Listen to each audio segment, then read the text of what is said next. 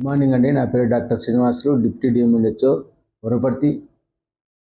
ఇప్పుడు సిచ్యువేషను ఎండ తీవ్రత ఎక్కువగా అవుతుంది. దాదాపు మన జిల్లాని రెడ్ అలర్ట్ జోన్లో పెట్టడం జరిగింది.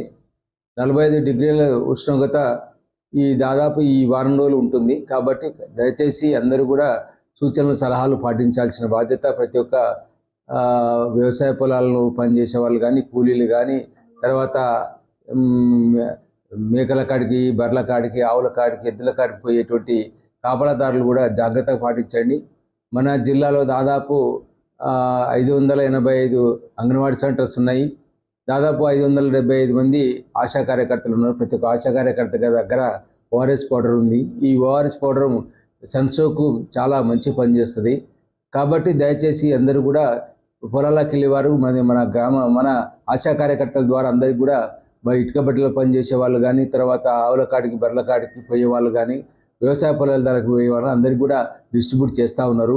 దాదాపు మన ఒక్కొక్క సెంటర్ దగ్గర 400 నుంచి 500 ఓఆర్ఎస్ పౌడర్స్ ఉన్నాయి.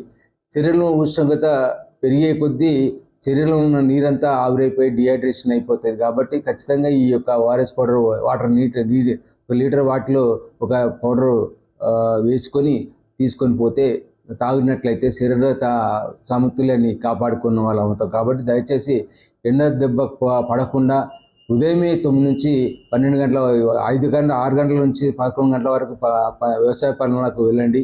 తర్వాత 4 గంటల నుంచి 7 గంటల వరకు ఎండ ఉంటుంది. కాబట్టి 7 గంటల వరకు పని చేసుకోండి. ఈ మిగతా టైం అయితే 11 గంటల నుంచి దాదాపు 4 గంటల వరకు ఎండ తీవ్రత ఎక్కువగా ఉంటుంది. 45 డిగ్రీల సెంటీగ్రేడ్ అంటే చాలా ఎక్కువ. మానవుని ఉష్ణోగ్రత 37 డిగ్రీ సెంటీగ్రేడు, 45 అబోనే ఉంటుంది. కాబట్టి దయచేసి ఎండ దెబ్బను బారి పడకుండా ఉన్నట్లయితే ఇబ్బందికరమైన పరిస్థితులు ఎదుర్కోలేక మరి చనిపోవడానికి ఆస్కారం ఉంటుంది. కాబట్టి దయచేసి అందరూ కూడా ఎండ దెబ్బ పడకుండా కాపాడుకోండి. అత్యవసరంగా వెళ్ళాల్సిన పని ఉన్నట్లయితే మరి నెత్తికి బట్ట కట్టుకోండి, తర్వాత ఛత్రి పెట్టుకోండి, తర్వాత ఎండ దెబ్బ పడకుండా జాగ్రత్తలు పాటించండి. బాహ్య శరీరాన్ని కప్పుకొని వెళ్ళండి. ఆ రకంగా ఉన్నట్లయితే మరి ఎండ దెబ్బ పడకుండా ఉన్నట్లయితుంది. కాబట్టి 100% ఇక్కడ కూడా బయటికి వెళ్ళకండి. ఒక 10% మాత్రం ఒక ఎమర్జెన్సీ పని ఉన్నట్లయితే వాళ్ళు కూడా జాగ్రత్తలు తీసుకున్నట్లయితే వాళ్ళ ఆరోగ్యాన్ని కాపాడుకున్న వాళ్ళు అవుతాను. కానీ దయచేసి ఈ ఎండల సూచనలు సలహాలు పాటించండి.